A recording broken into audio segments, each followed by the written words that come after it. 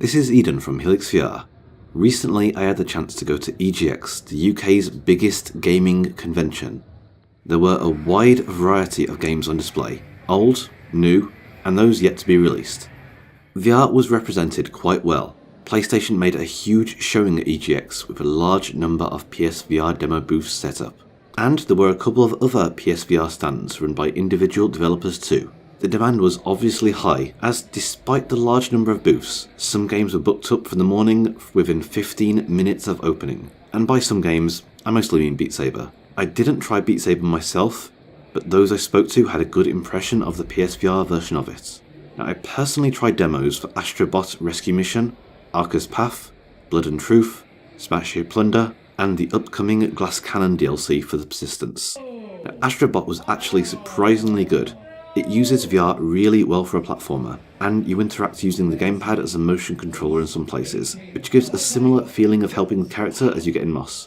I know it's actually recently come out, and the reviews are really good for it. Now, Arca's Path has you move a ball through levels with your head. I personally didn't see the appeal of the game, but it all works well. Perhaps it gets better further in. Now, Blood and Truth was the PSVR game I was most interested in, but to me it was a huge disappointment. What you could do movement-wise was very limited.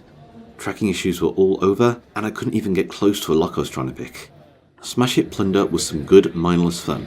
I had a few minutes to run around smashing things to try find some money. It supported local co-op too, which was nice. Finally for PSVR, the Persistence's upcoming Glass Cannon mode was incredible fun, despite how simple it sounds. You get infinite ammo and die with one hit. You have to try and progress through rooms with higher amounts and stronger enemies appearing as the number of rooms you've cleared increases. People were crowding around at times just to see how far people got. If you'd like to hear more about it, make sure to check out our interview video with one of the developers, linked in the description below. Now, moving away from PSVR, there was no official representation for Vive or Oculus, but a number of individual developers showed their games. Skyfront VR showed off their new map. There were a couple of games in the Transfuser section too, a section for prototypes hoping to gain funding. My personal favourite was Dr. Dad's Home for Disposable Clones. It's a puzzle platformer with Spider-Man-like locomotion and a lot of humour. The developers are hoping to make it a full game over time, and I personally think it has a lot of promise. Another prototype shown was My Big Bad Friend. It was a creative game where you had to navigate without sight other than temporary lights. Unfortunately, I was told that it would not be continued, and was being used as more of a showcase of the developer's skills. There was a spaceship fighting game called Vanguard. It was both a flat screen and Oculus Go. I'm told that PSVR will come in time too. It was my first time on the Oculus Go, and I was actually surprisingly impressed. In the game, you use the control as if it were a flight stick, and it actually worked really well. Now, outside of VR, there were some pretty cool things too. Amazing PC builds and upcoming games. Kingdom Hearts 3 stood out. I played both demos, and it's a day one purchase for me. There were some issues with the camera angles in the boss fight, but it's looking like it'd be worth the wait.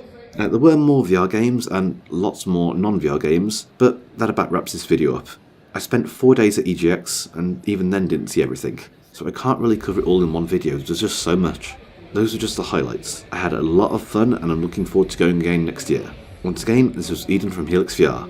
If you've not yet, please remember to hit those like, subscribe, and that alert button.